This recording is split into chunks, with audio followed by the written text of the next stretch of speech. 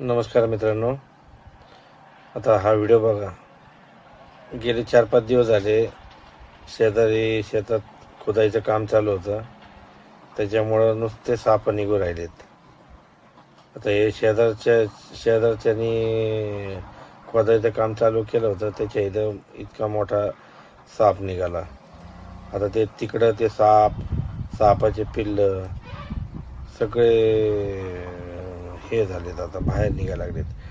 आणि हे हे 2 ते 3 दिवसापूर्वीचा व्हिडिओ आहे. या सापाला पकडून सोडण्यात आलं. आता हे बघा, परत हा तिकडून निघाला. आता हे सापाचे पिल्लं हे आता पार घरापर्यंत यायला लागलेत. आता काय माहीत किती साप येते तर काय पकडायचे आणि सोडायचे लांब नेऊन. बघा, अजून एक सापडला. हा तर याला पकडला. आता याला कुठेतरी लांब नेऊन सोडून यावं लागेल. हा ना, ते शेजारच्यानी खोदलंय, त्रास आपल्याला होतोय. आता मोठमोठ्याले पिल्ले येतात सापाचे आपल्या इथे.